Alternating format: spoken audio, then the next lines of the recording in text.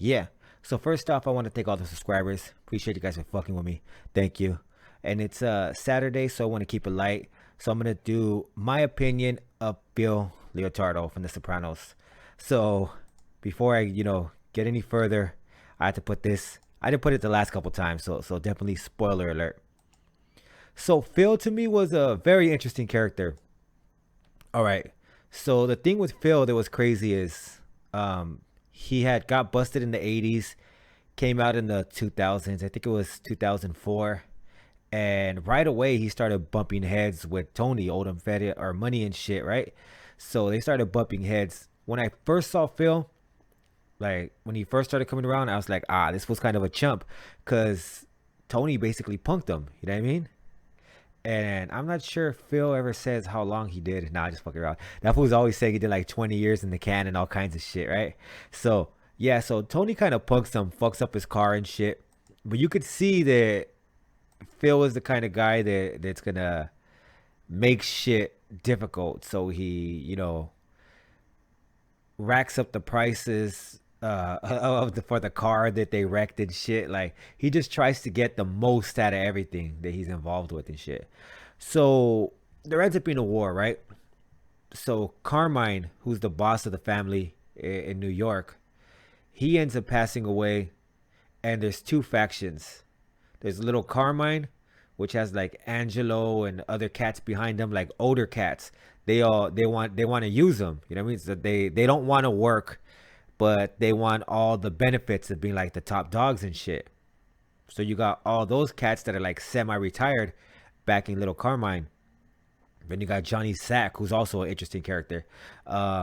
He's backed by like the people, and one of those people is fucking is Phil. So right here, and this on this scene, it's pretty. Oh, where is it at? It's over here, right here. All right, right there. Still getting used to this shit. So with Phil, he goes to Lorraine, and this is one of the times where I was kind of like, "What are you doing, fool?" Like, I get that he's down to do a hit. What I didn't like is that he made too much of a show of it. It was too theatrical and shit. You know what I mean? So he goes to kill Lorraine. She begs for her life, and he shoots her. They get stuck on the phone book there, and they let her go. She ends up paying for it later, but still. But that was so right here though. What I think is very important to see is the way Phil thinks. He's a street cat, right? Like he's older, but he's primarily on the streets. So he backed Johnny Sack, and he fought for a team that he thought was going to excel. He positioned himself to be on the right side, right? And he was willing to do the work. That's the main thing. He was willing to do what it took to help Johnny Sack get over and shit. So he tries to kill Lorraine, or he ends up killing her later. And then this one, Angelo, who I was saying earlier, is a guy that backed Carmine, and he's supposed to be retired and shit. And this is a crazy scene too, because they're killing Angelo in the trunk. When he played, was it Billy Bats and Godfather? Not Godfather, the Goodfellas. They killed him in the trunk, so I thought that was a pretty trippy. But yeah, so he tells them too, you should have stood retired, and it's true. Like that fool. See, the problem with these old cats, they weren't thinking like Philly was thinking. So Philly said, you got to put in work. Even though he had been away for years, he came out right away, started putting that shit down. And eventually Johnny Sack won. Little Carmine said, nah, fuck it. We ain't gonna war anymore. Like, Johnny Sack won and shit. So Philly, is the underboss. So he's very high position now. And he becomes even more of a pain in the ass. You know what I mean? The next major thing I think that happens, oh yeah, fucking Tony Blundetto, Tony's cousin. While they were going to war, I forgot about this part. While they were going to war, Tony's cousin, Tony Blundetto, ends up killing fucking Phil's brother. And that was a mean ass thing. Tony ends up having to kill him and shit. And he ends up finding him. They were gonna torture him, like they're gonna do him dirty. And I'm telling you, like Phil's that kind of guy. Phil is fucking nuts, where he has to even if the show's just for him, he has to put on a show to prove a point. Like this fool has some real fucking issues if you think about it. So he ends up finding he's dead and shit, and that doesn't sit right with him because he wanted revenge. He didn't just want Tony dead. He wanted revenge, and he felt he never got it. So I think that lays the foundation for what happens in the future. So yeah, like I said, he's very theatrical with this shit. So another thing that he bumps heads with Tony with is Tony Soprano, is that his brother-in-law, Phil's brother-in-law, Vito, is gay. They end up finding out, and he thinks Tony's protecting him, and so he ends up, Tony ends up giving him up, and he hides in the closet and waits for him. Like that's like just dramatic ass shit. Instead of just waiting there, like he has to wait in the closet, come out at the perfect time. Like I'm saying, like I think he does this shit for himself, for real. I think he's putting on this big ass fucking show in his head, and he's like, hell yeah, it's gonna be sick when I do this, and this is gonna be the shit, right? I'm gonna look so fucking crazy, and he's thinking about that, and he waits, and he has the patience to do it. So that's what's a trip. So yeah. So eventually Johnny Sack ends up getting snatched up. He ends up getting stripped of his title because he ends up admitting he's from, their thing, and you can't admit that shit. So he was the underboss and he becomes the boss. And I think this is where he fucks up badly.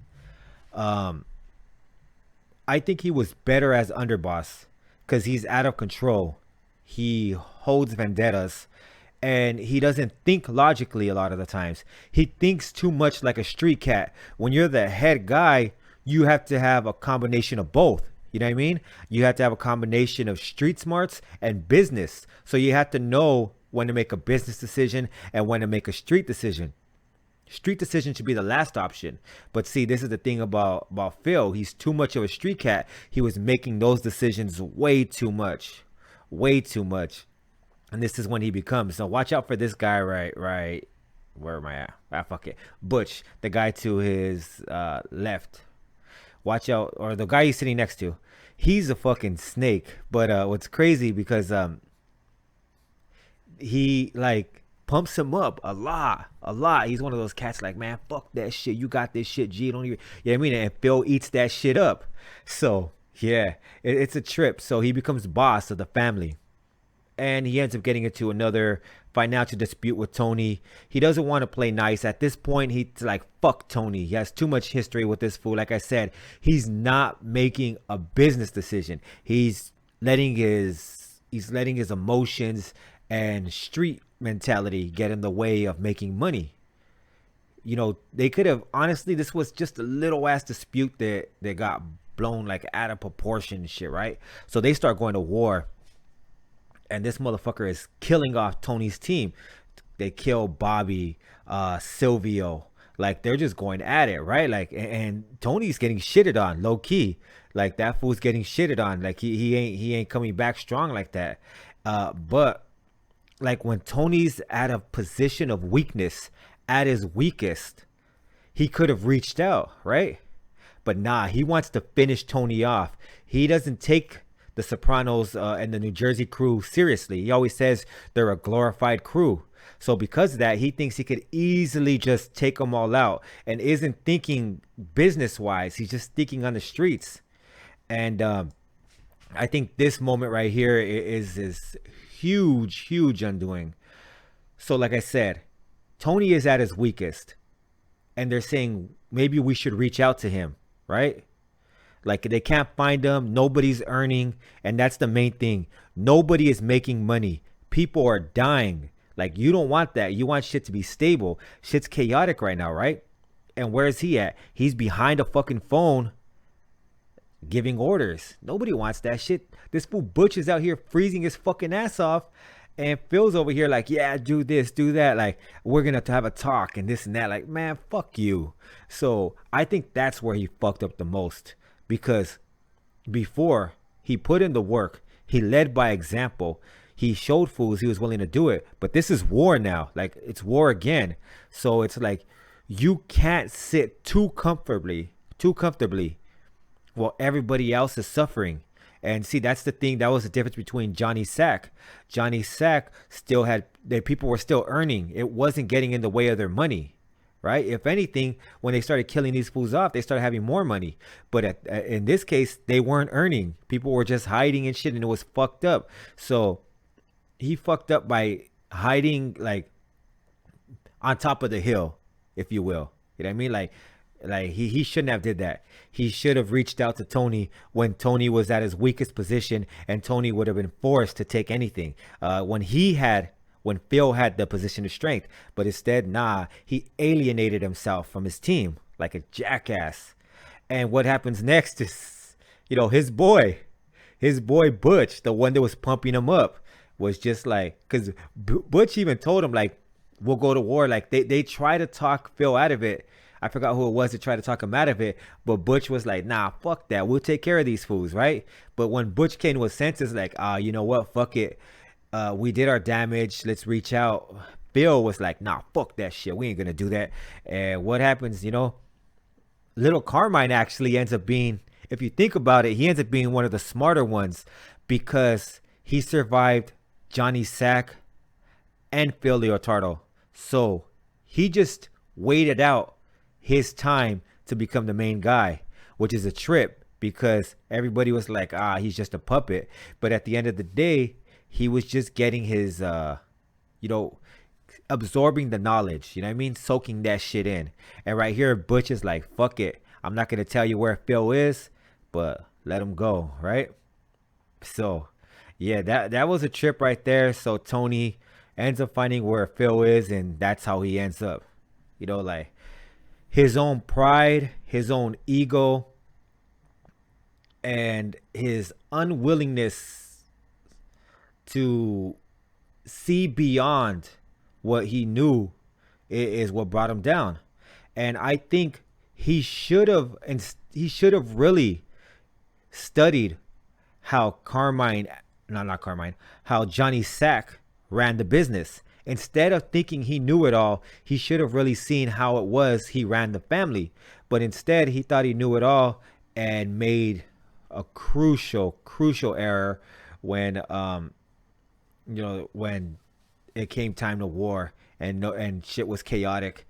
People felt alienated, and this is what happens. But there are a lot of people, unfortunately, like Phil Leotardo.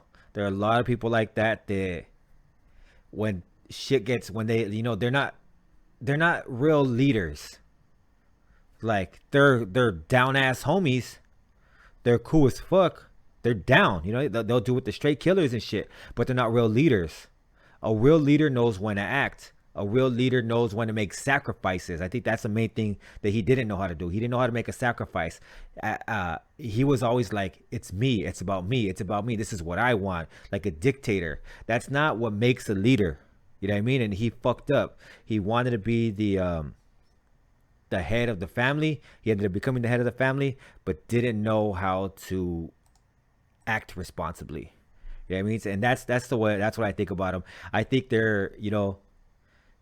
he was great as an underboss. He was great for his street knowledge, and he could give us insight on that. But when it came to becoming the guy, the main guy, that's not the guy you want.